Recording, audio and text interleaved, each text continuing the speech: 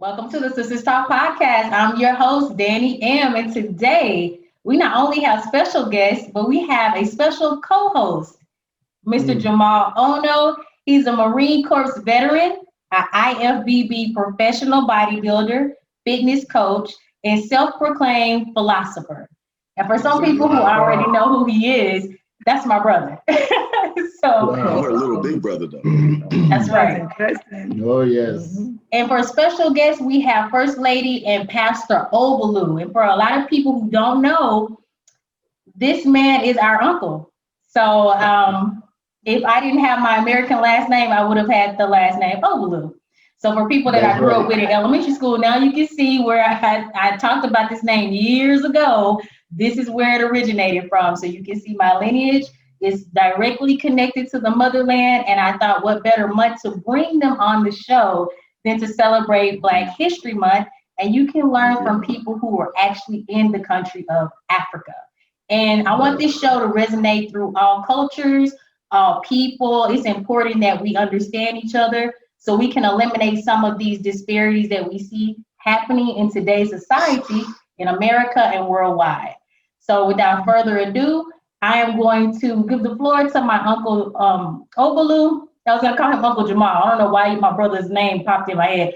I'm gonna give the floor to my uncle Jerry Ogbolu and allow him to tell everybody who he is, what inspired him to become a pastor, and exactly what is the definition and meaning and purpose of your ministry. Okay. Thank you so much. Thank you, Daniel. We're glad to be on the show.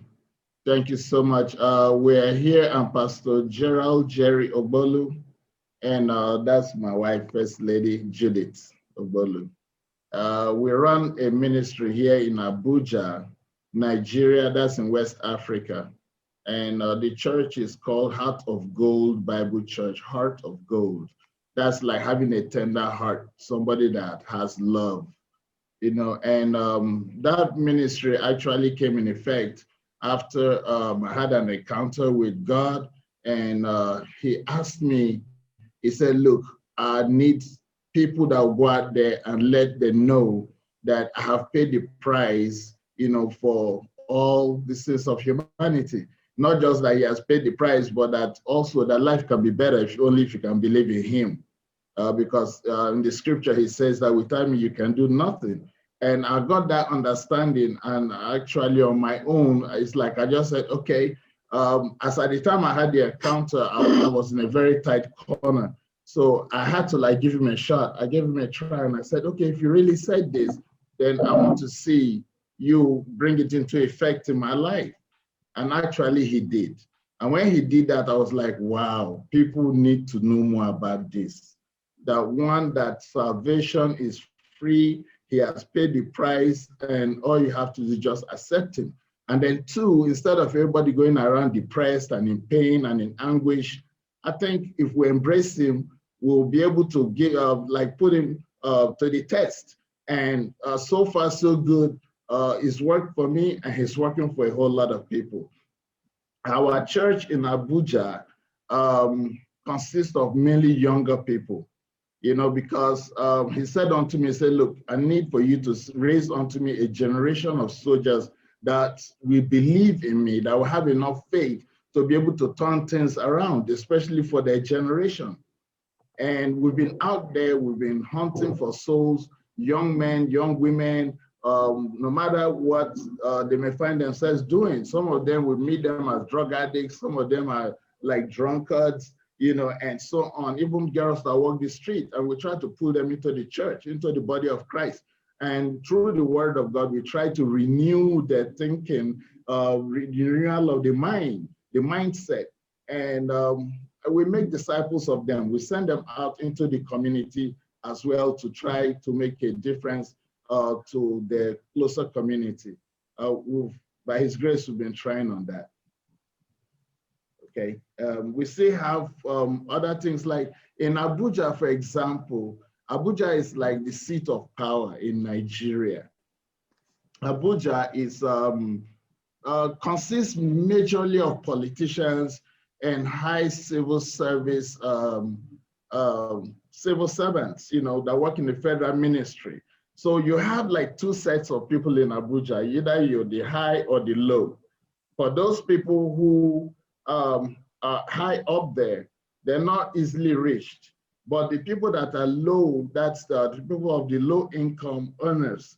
Because when you have the higher income earners, you also need the lower income earners to complement some of these things. Like you need a plumber, you need a mechanic, you need a hairdresser. You have all these people who are into all these menial jobs. So you find out that it's either you're rich or you're poor.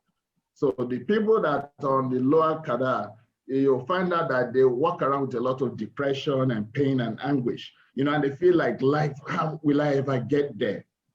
And our ministry gives them hope, through the word of God, and we've also found out that Nigeria, being one of the populous Black nations, in Africa, you find out that majority of the populace are the youths. So you find out that you're looking at about 70 to 80% of the people as young men and young women. And as long as you can be able to capture the youth, the hearts of the youth, you make a better society if you can be able to direct them towards the right direction. Yeah. So myself and my wife, we've been at this now for quite some time. The church is a bit new anyway. I think we started February 2018, but February 2018 to date, we've been able to accomplish a lot by His grace. My wife is a real humanitarian. She's been helping out paying school fees of children who can't really afford to go to school. She goes out there buying clothes for them, Christmas, Easter, all those festivities. She's out there shopping. And I tell her, I say, look, that's your ministry, because we have those that are called to just help others, She herself, she just retired from NNPC, Nigerian National Petroleum Corporation, so with her little resource, she's able to go out there and assist a lot of people. She helps them to get jobs, and a lot. You can tell she's been. Did we lose connection? Back to job, like those with certificates. It's fading out. His connection's fading out. Yeah. You might want to take the laptop and pull it more towards your way when you're speaking. Okay. And then I think it'll pick up better. Okay. Okay. So what I do basically is go out there the street, look out for the young ones, the young ladies and boys, try get them something to do. Like I have some of them working in hotels as receptionists, as waiters. I get them some jobs like hairdressing jobs and the rest of them. I pay a lot of school fees. I have some in the university, tertiary institution, just assist them one or the other, to ensure that at least they have the basic needs that they have to go on with. Because like Abuja is an expensive city to live on. And it is. For you to live in Abuja, you must have that kind of money to stay in a very good apartment. And most of these children stay very far off and they're living below expectation. Their level of living is really very, very bad. So what I do is to ensure that we bring them up and ensure that they get the right lifestyle, talk to them, especially encourage them in the area of education so that they can actually get the basic education and help themselves and the family. That's what I do presently. And now, like in the church, I have the heart-to-heart talk with the young ones. Yeah, we discuss topical issues. Topical issues. Like last time we talked about issue. If I'm the president, what will you do if you're the president? Yeah, differently too. Then we also had another discussion on the issue of social media, the impact of social media, the positive and negative impact on the youth. Yeah. We spoke on racism too, ethnic differences and all that. We spoke on that. Good. I want to know, have Can you I talked? ask a- Oh, go ahead. Go I'm ahead. sorry. I No, just no, want to go know if I ahead. can ask a question real quick because you said Yes. I have a bunch of questions I wrote down, but I just have one right now, but really pressing. Okay. What kind of racism is there in? I guess you're talking about Nigeria as a whole, or are you talking about in Abuja the racism when you're talking? No, about? Nigeria as a whole. Yeah. Okay, what kind of racism do you guys experience there? Ethnic discrimination. It's Due not to racial. tribes, right? Yeah, tribes. Yeah. Yeah. Okay. Yeah, tribal discrimination. You find out that even Which in would be marriage. equivalent to American gangs, I guess. Exactly. Yeah, Yeah. exactly. So you find out that some people will say because you don't belong to our ethnicity, probably we can't intermarry.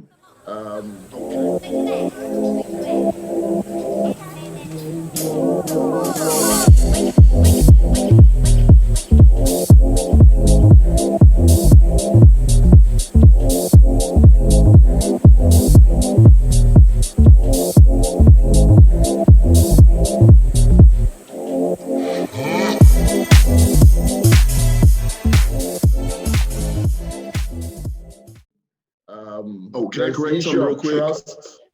It's more like the racism we have here. It's exactly like it, except for it's like instead of it being because of the color of your skin, it's because of the tribe you came from. Exactly. Right? That's right. Yeah. Wow. It goes as far as to your jobs. Yeah. So can I ask? I know this is like really nuanced, but which tribe is currently in power right now? I know like there's shared power, but there's one that's really in power that it's the Northern tribes. Okay. The Northern tribes, and when you talk about religion, they're the Islamic, the Muslims. Yeah. So the Christians are more or less like a minority. Okay. Yeah. So when you get to all the parastatals, you find out that the helm of affair, you find a lot of Northerners at the helm of affair. When you see them, they are like the Director General and so on. Yeah, in all the government offices. It happens across anyway. Yeah. If it's in an Yoruba tribe, you will still see the same thing. Okay. If it's an Igbo tribe, you still see the same thing. If it's a state that's being governed by an Easterner, that's like an Igbo. Like you have in Anambra State, you have three major tribes. You have the Igbos, the Yorubas, and the Hausas. Yeah. So the states where the Yorubas dominate, you'll find out that everything around there centers around them. Okay. So every other person that comes is like, they just fit you wherever they feel like. Gotcha. Like that. So what would it be like an American coming to visit Abuja? Would we feel that separation, or would we feel outcasted because everybody would know that we're not from that area? No. The difference is that America is highly respected as a continent, and Americans are highly respected. So when an American comes, that is not put into consideration at all. They're highly respected. They're given what they're looking for. It's a nation that God has blessed, and they give them priority. Oh, yeah. There's nowhere on earth they'll feel that way. No. And so I have another question for people who are afraid to travel to different parts of Africa. We're talking about some of us like to wear jewelry and flashy things. Would you advise not to do that, or does that not make a difference at all? It all depends on where exactly the person is traveling to. Right now, we're facing a lot of insecurity in Nigeria and other parts of Africa. But that notwithstanding, a place like Abuja is relatively safe because all the power brokers are here. So they try to secure the environment. So people really, really do feel free in Abuja. I'll be honest with you. You have all the top of the army chiefs, the police chiefs, and so on. So there's really no room for misbehavior. You know, there's a lot of check. So I can speak for Abuja. I can, and some other few states, yeah. Okay. Yeah. Jahmaal, you have a question? Yeah, I do have a question, but it's more about the location of Abuja. So where is Abuja compared to like Lagos? I know where Lagos is, but I've never seen Abuja. Okay, Abuja is centralized. Okay. It's centralized. It's like, yeah. Okay. It's like in the middle. Yeah. Gotcha. So Lagos is more or less on the edge. Right. It's kind of coastal. Yeah, it's on the edge, yeah, but yeah, the coastal area. Yeah, but Abuja is kind of centralized, I guess probably for security reasons. I don't know. Okay. But Abuja is, yeah, that makes well sense. located. And it's more organized too. Very well organized. Yeah. Yeah.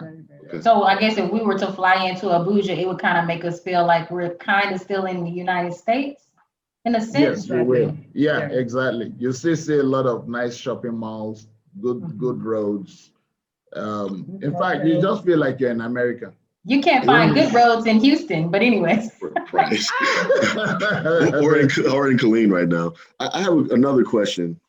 So this question is for Miss Judith. So you were talking about helping to find the youth, find jobs and things like that. Do you also help with like helping them find scholarships so they can advance their education so they can get in some of these higher positions like the political stuff? Yeah, it's in the pipeline. We're working out towards that, but because the church is still very young, yeah. Okay, so that's a future plan then. Yeah, it is. Yeah, gotcha. Initially, I was trying to form a football club. Yeah, for the youth. Yeah. I'm also working on that. I mean, because many of them are actually talented. Yeah. We have a lot of good musicians among the them. Studio. I just set up a studio to be able to catch up some talents. Yeah. So I'm kind of going to do. School. I'm kind of going to do a kind of a talent search initiative. Yeah. Then I also said I just set up a computer center to be able to train some of them who are interested in learning computer ITs. Because that is the new thing at the end in the everything is IT driven. So many of them are also interested in coming in to learn IT. Nice. Oh yeah, like we should do something, Jahmaal. We should teach them online. Like, cause I just did a Java development course, and that'd be good for them to learn. You know. Yeah. So things like that. Maybe we can help form a curriculum for you guys and get some talented people from the U.S. to share some of their knowledge with the children. I think that would be nice to do. Absolutely. Oh, that'd be very helpful. Yeah. For sure, we'll try to get that together. And while we're on that topic, can you let the audience know, give them your contact information so that they'll know where to donate or to reach out for any type of curriculums, donations, or whatever they can do to help the children there in your ministry. Okay. We are, like I said, Heart of Gold Bible Church, Faith and Love Ministry. Our phone numbers are on the flyer and our email. But currently we have an account. I don't have it off head unless I can just get my boy to bring it out, and we get the church account where they can be able to assist us in doing that. What I'll do is I'll have them to email you guys, and then you guys can work it out from there, okay? Okay, that would be nice. That would be nice, yeah. Jahmaal, I know you have more questions. Go ahead. Okay, so I want to circle back to the beginning. I have this question, like you said it, and I was like, okay, I really wanted to dive into it then, but I was like, let me let him give his bio and all the information first. So my question is, in the beginning of the conversation, you said God spoke to you and he told you that he wanted you to do something. Can you explain that? Like, what do you mean by God spoke to you? Were you like meditating and you heard his voice in your head? Were you asleep? And like, how did that happen? How did that occur? Okay. It goes like this. When I had, when you say you had an encounter, what that simply means is an experience, just like what happened with Paul on his way to Damascus. Okay, I had an experience. I was at a very tight part of my life, so to say. And actually, I was yearning for some kind of change in my life, my lifestyle and everything. I just needed a change. I needed to be a better person. And along the line, I got arrested. Let me put it that way. He arrested me. And as I started to study the word, I felt this inner change. It was like a rushing wind, so to say. We in the religious world say we are born again. This renewal of the spirit came on me, and I could just feel this inner peace. And along the line, I got this vision one day as I was sleeping, and as I slept, I just saw a large crowd of people, and it was like a big auditorium, and I was sitting at the back, and I saw this man that was clothed in white robe, and he came on stage, and as he came up, everybody bowed their heads to the ground, and I was kind of curious, and I raised my eyes. So as soon as I raised my eye, he pointed a finger at me, and he said, "You will go for me." And from that moment, I knew I had a mission to go and save souls. And ever since then, it's been a wonderful experience. It's been a great one. Actually, I had to be trained. There's what they call a wilderness period, where he trains you. When you're sending out a soldier, thank God your U.S. Army or something like that. Marine, So U.S. Marine. U.S. Marines, thank you. So you know how it is. Before they send you out there, you have to be trained, because it's a war front. Like they say, we wrestle not against flesh and blood, but against principalities and powers. So it's a fight, it's a tussle. Before you can pull somebody out of the kingdom of darkness, you have to really fight. You have to fight a battle, because the negative powers don't want you to pull them out. So you have to be strong enough to pull them out. So that's what I mean by, God speaking to me. Yeah. Thank you. I really appreciate that clarification, because I'm always curious when people say that. Like, what do you mean he spoke to you? Because I a lot of people have these really close relationships with him, and then they don't live by his principles all the time. So I'm like, why is he talking to you and you're not living by his principles? Yeah. We see that all the time, actually. I have a question about that too. As a pastor, yes, you teach off the principles governed by Jesus Christ, right? Yes. Right. So that's all about self-sacrifice and looking out for your flock. And with all that being said, how do you feel about pastors, preachers, ministers owning things? Like, here in the US, we have a lot of pastors, preachers, ministers that are literally billionaires, millionaires. Yes.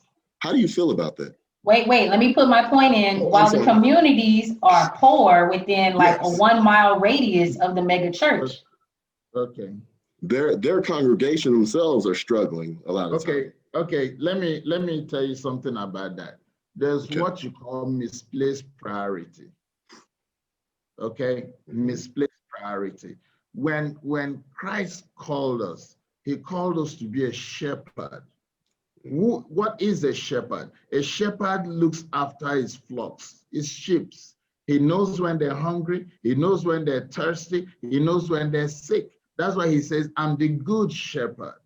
You understand? And he makes it clear. He fights for them. He provides for them. You say, but what happens is that a lot of people, when God starts blessing them, they get carried away by all these material things, all these material blessings that he actually gave to them to serve humanity, to serve their community, and they become selfish. That is what happens. You see, they because they didn't kill the self in them. When they received the call, they did not wait for that training, that discipline that God actually wants to do, so that you kill your desires. You'll find out that all these material things is nothing but vanity. At the end of the day, you came with nothing, you will go with nothing. So what really matters is, what have you done with that which I have bestowed into your hands? So a lot of ministers, that's why they said that the judgment will start from the house of God. So a lot of ministers are going to really be up there waiting for real judgment. That's the truth. I'm not pronouncing judgment on anybody, but this is my own understanding of what's going on. We have a situation like that in my country now, where a man of God was bragging that he's bought 3 private jets, you know, and people are like, you have 3 private jets, look at your environment, look at the community, you know, and I'm like, it doesn't even make any sense. How much is 1 private jet? You have 1, you bought 2, you're buying 3. As far as I'm concerned, no, there's too much poverty around us for that. That's for me, you know, so it's a question of misplaced priority.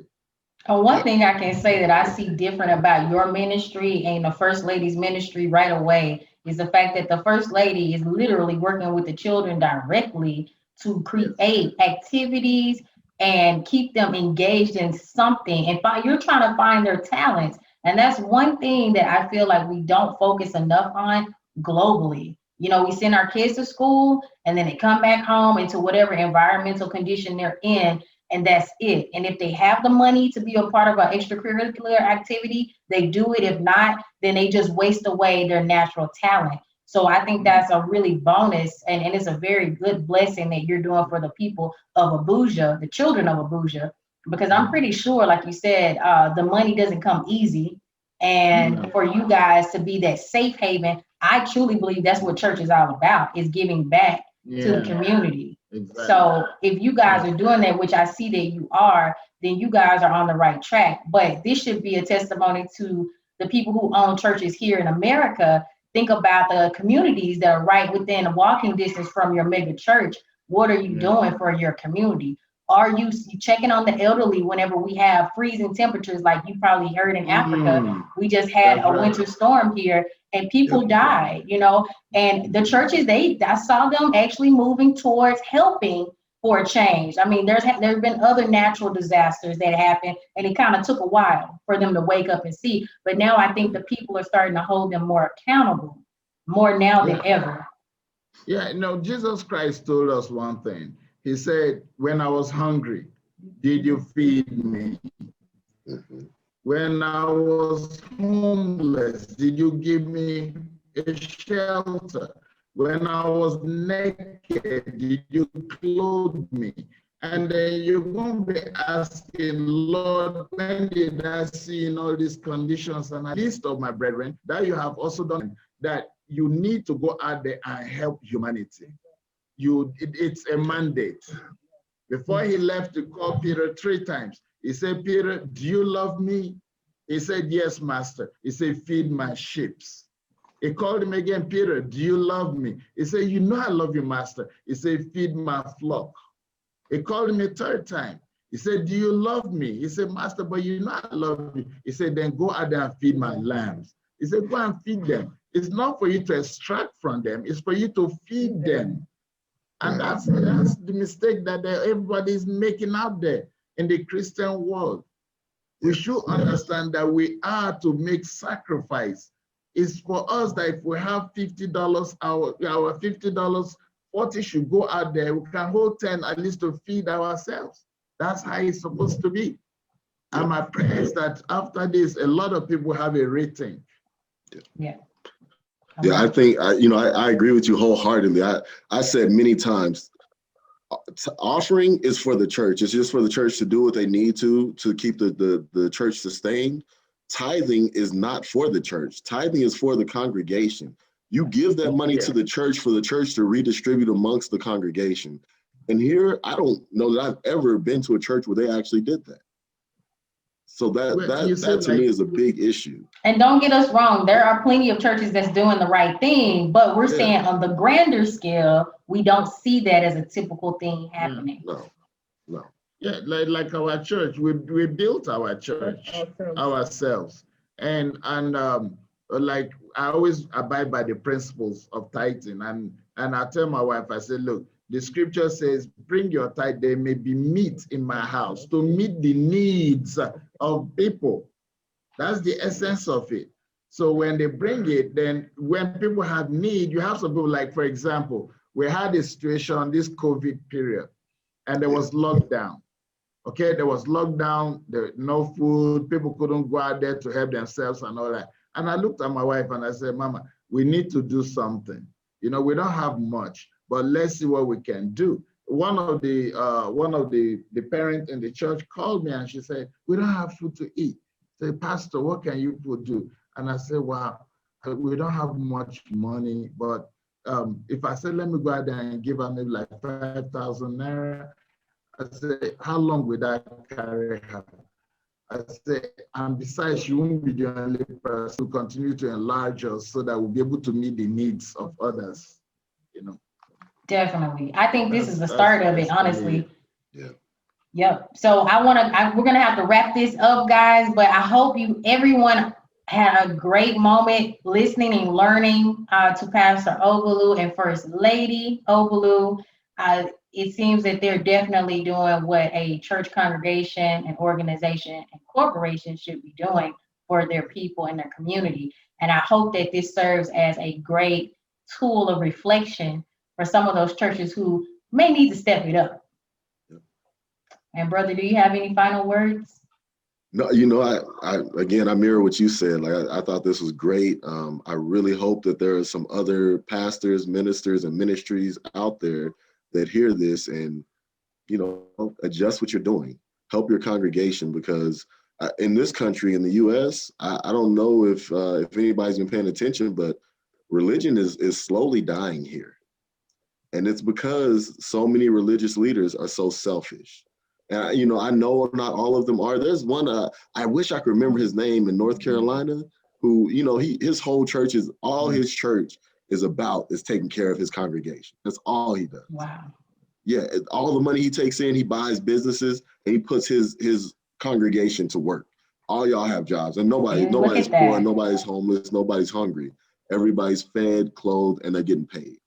Yep. So, you know, like, there are people out there that are like that. They're trying to take care of their congregations, but the ones that are running some of these big churches that are just pocketing this money, they're buying jets, they're buying Bentleys, they're buying the brand new Benzes, like that.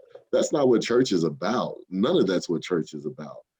You know, when I asked that question about running your church like Jesus Christ, I was wholeheartedly looking for the answer that was given by Uncle Jerry Ogbolu here. I'm sorry, Pastor Jerry Ogbolu here. You know, it's not meant for you to have; it's meant for you to give. So I appreciate that. You know, he might have restored me. I might go back to church this weekend. You need to. So you guys, I will see you again on this Friday. We're going to have special guest Dave Lewis. He's actually talking about his experience with one of the pastors right here in Houston, and it wasn't so pleasant. So stay tuned for that. And as always, guys, have a blessed evening. I'll see you guys on Friday. Thanks for tuning in to the Sisters Talk podcast. We'll see you on Friday.